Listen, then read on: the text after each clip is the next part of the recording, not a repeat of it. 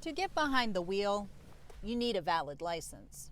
But a real ID, even a first-time license, anything that requires an in-office visit right now will cost you time. Here's why. Meet Max. My license expires in 3 weeks. Carol. All I need is a picture ID. And Chaz. Well, I have an out-of-state license. I just need to get a North Carolina driver's license so that I can register my car.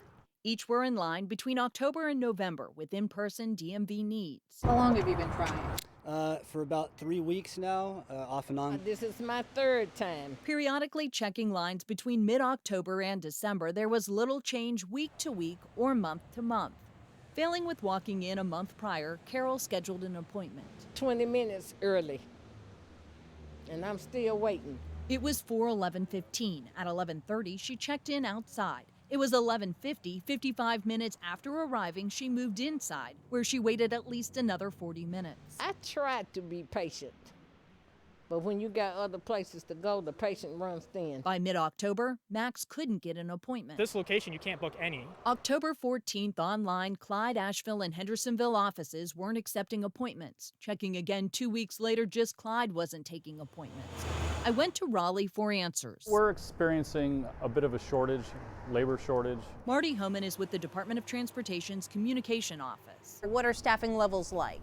They're still not completely staffed up there. A records request sheds light on the shortage. There are no full-time permanent examiners at the Asheville Tunnel Road office or in Silva. Examiners evaluate those applying for a license.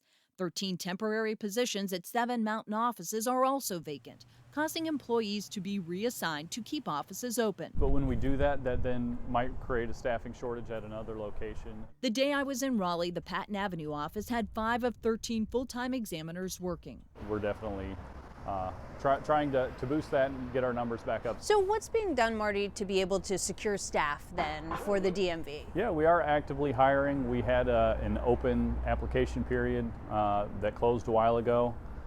That gives us a pool of applicants to work through over a 6-month period, and we're also reposting specifically for the Asheville location. In July, Transportation Board members learned the DMV reduced appointment times from 20 minutes to 15.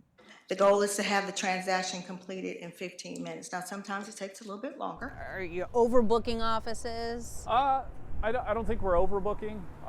The issue is related to staffing, and when someone cannot come to work or must quarantine because of a COVID exposure, that lessens the number of residents that we can see. Appointment records for a week in October at the Patton Avenue office show 3 of 5 days customers were left waiting or unserved, as many as 10 one day.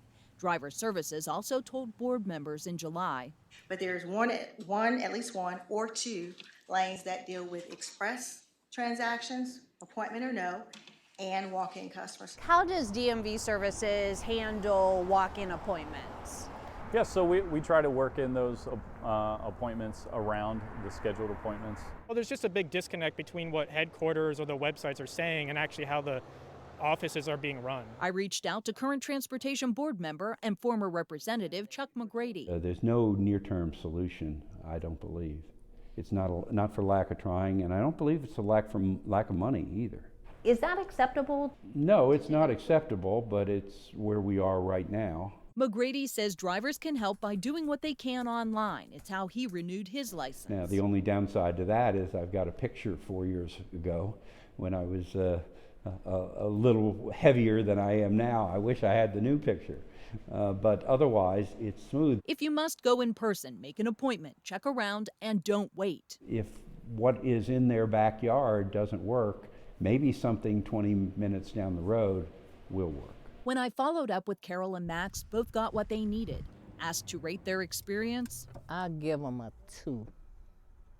The people was nice, but the service was terrible. And I think, as always, things can be updated at the DMV.